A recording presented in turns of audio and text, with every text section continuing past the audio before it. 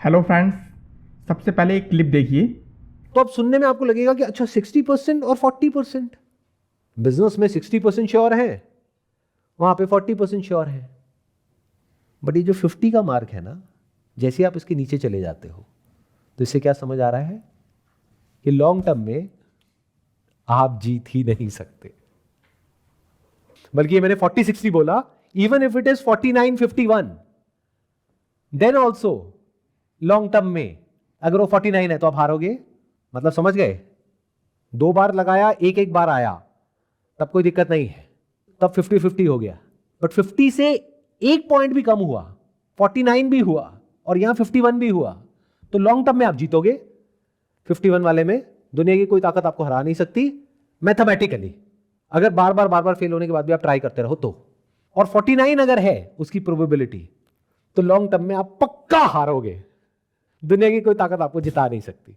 इस स्टेटमेंट को हम पाइथन पर चेक करते हैं। तो इसके लिए हम जाते हैं, सबसे पहले एक नोटबुक क्रिएट करेंगे।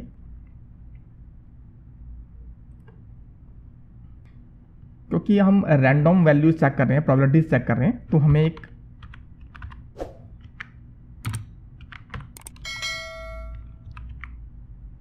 इस मॉड्यूल की जरूरत पड़ेगी। इसे हम रन कर लेते हैं, एक न्यू कोड ऐड करते हैं। अब यहाँ पर एक वेरिएबल क्रिएट करते हैं, इसका नाम देते हैं वैल्यू। इसकी इनिशियल वैल्यू रहेगी 0। अब एक लूप क्रिएट करते हैं और लूप में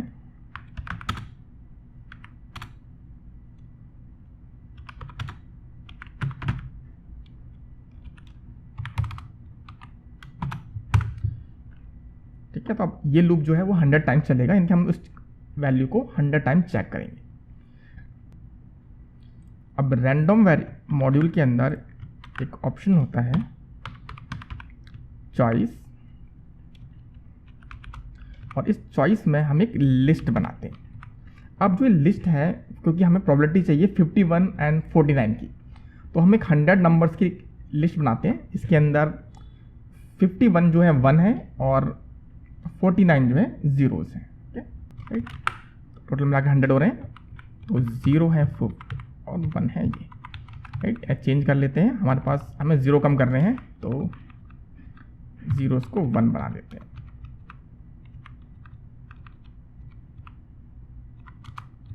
ओके, अब देखिए हमारे पास 1 है 49 और 0 है 51। अब ये लिस्ट हमारी बन चुकी है, ये है वो लिस्ट।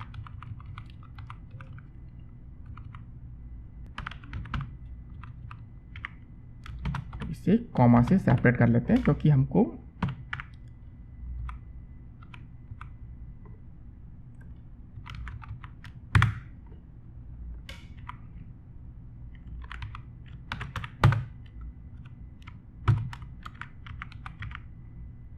अब इसे हम यहां डाल देते हैं।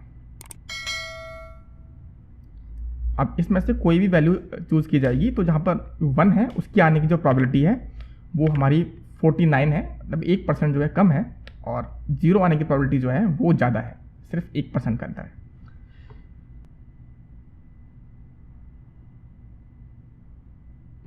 ये नहीं, यहाँ पर हम इसको रखते हैं टोटल, और यहाँ पर जो भी यहाँ से रिजल्ट आएगा वो इस वैल्यू में स्टोर कर लिया जाएगा।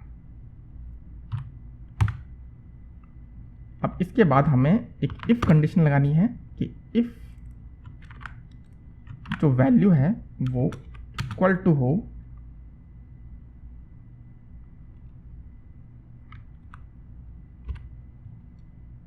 वन की। अगर 1 के बराबर हो तो हमें क्या करना है, हम टोटल में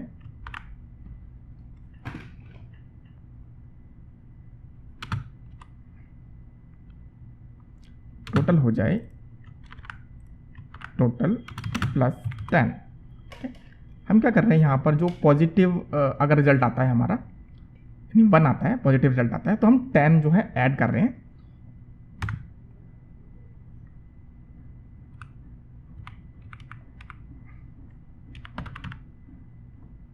और एल्स केस में हम माइनस कर देते हैं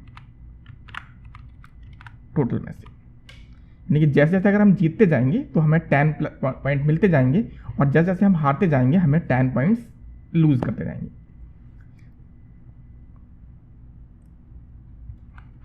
और इस लूप चलने के बाद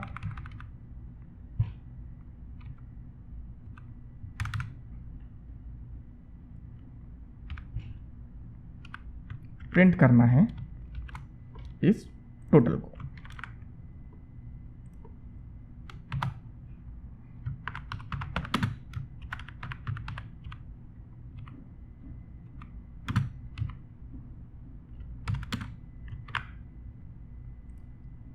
राइट, अब इसे हम रन करके देखते हैं। सॉरी, ये हमारा, इसको हमें स्ट्रिंग करना पड़ेगा।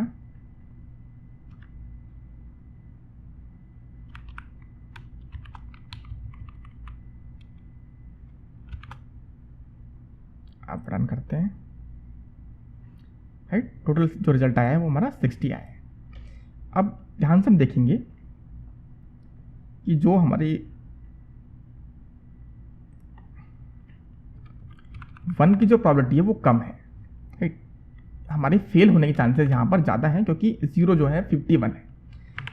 क्योंकि हमने सिर्फ 100 बार चलाया है ये, तो हमें पॉजिटिव रिजल्ट ही मिला है। इसे हम अब दोबारा चलाते हैं तो अब देखेंगे अब 0 रिजल्ट हो गया है, नेगेटिव रिजल्ट भी आ रहा है। लूप बाय लूप चला रहे हैं हम, तो चांसेस जो है हमारे जीतने के और हारने के बराबर हो रहे हैं, क्योंकि ये जो बहुत कम परसेंटेज ज़रूर है, बहुत कम परसेंटेज होने के बावजूद भी हमें बहुत रिजल्ट मिल रहे हैं, वो भी 100 टाइम्स हमने उसको रन किया है। लेकिन जैसा कि सर ने बताया है कि अगर हम एक बहुत मामूली फ़र्क भी हो, यानी 51% का फ़र्क हो, तो लॉन्ग टर्म में 51% वाला ही जीतेगा और 49% वाला ही हारेगा हमेशा। पर यहाँ पर हम देख रहे हैं कि ये वैल्यू जो है वो पॉजिटिव भी आ रही है, नेगेटिव भी आ रही है। हम वापस चेक करते हैं। देखिए यहाँ पर हम -20 चली गई, यहाँ पर हम -200 चला गया, और यहाँ पर हम 20 चला गया, क्योंकि यहाँ पर रिजल्ट भी दोनों सेम ही है। तो हम क्या करते हैं, इस वैल्यू को और प्रोबेबिलिटी बढ़ाते हैं, यानी इस टेस्ट को और ज़्यादा रन करते हैं। तो हम इसे रन करते हैं 1 करोड़ बार। राइट, यानी हम 1 करोड़ बार इसको रन करने वाले हैं और देखेंगे कि टोटल क्या रहता है। क्योंकि हमारे यहाँ पर अभी भी 1 कम है, तो हमें नेगेटिव रिजल्ट ही मिलने चाहिए। तो हमने पहली बार चलाया है इसको, 1 करोड़ बार चला रहे हैं हम इसको, और हम क्योंकि जैसा कि सर ने बताया उस हिसाब से इसको नेगेटिव रिजल्ट ही आना चाहिए। राइट, देखिए इसका रिजल्ट आया है नेगेटिव 1 करोड़ बार चलने के बाद। क्या हम दोबारा चला के देखते हैं, क्योंकि जब हम 100 पर चला रहे थे तब पॉजिटिव नेगेटिव दोनों आ रहे थे। ये फिर से नेगेटिव आया है, फिर रन करते हैं इसको। कि फिर से नेगेटिव आया है, री रन करते हैं। फिर नेगेटिव आया, यानी कि बहुत कम अंतर है। अब हम क्या करते हैं, चांसेस को चेंज करते हैं, यानी कि अब जो 1 आने की प्रोबेबिलिटी है उसको 51 करते हैं और 0 आने की प्रोबेबिलिटी को हम 0 करते हैं। तो उसके लिए मुझे इसमें एक 1 को 0 बनाना पड़ेगा, सॉरी एक और 0 को 1 बनाना पड़ेगा, और एक और 0 को 1 बनाना पड़ेगा। ठीक है, यानी मुझे 2 0 को 1 बनाना है इसे ठीक करने के लिए। तो यहाँ पर कोई भी 2 0 को मैं 1 कर देता हूँ। 1 ये हो गया और एक 1 ये हो गया। राइट, तो सिर्फ अब जीतने की जो चांसेस हैं वो हमारे 2% से बढ़ गए, क्योंकि वो 49 था, अब 51% चांस है हमारे जीतने के, और 49% चांसेस है हमारे हारने के। इसको हम रन करने वाले हैं 1 करोड़ बार। अब देखते हैं क्या रिजल्ट रहता है। देखिए रिजल्ट हमारा पॉजिटिव आया है, दोबारा चला के देखते हैं। ये फिर से हमारा पॉजिटिव रिजल्ट आया है, और तीसरी बार भी पॉजिटिव रिजल्ट आया है। हमने कम से कम 3 करोड़ बार चेक कर लिया है कि जो रिजल्ट है वो पॉजिटिव ही आएगा, अगर 1% का भी फर्क है तो। राइट, तो समझ में आ गया होगा कि ये कैसे काम कर रहा है। यानी कि वो जो सर बता रहे हैं वीडियोस में वो बिल्कुल करेक्ट बता रहे हैं। और 49 अगर है उसकी प्रोबेबिलिटी, तो लॉन्ग टर्म में आप पक्का हारोगे। दुनिया की कोई ताकत आपको जिता नहीं सकती।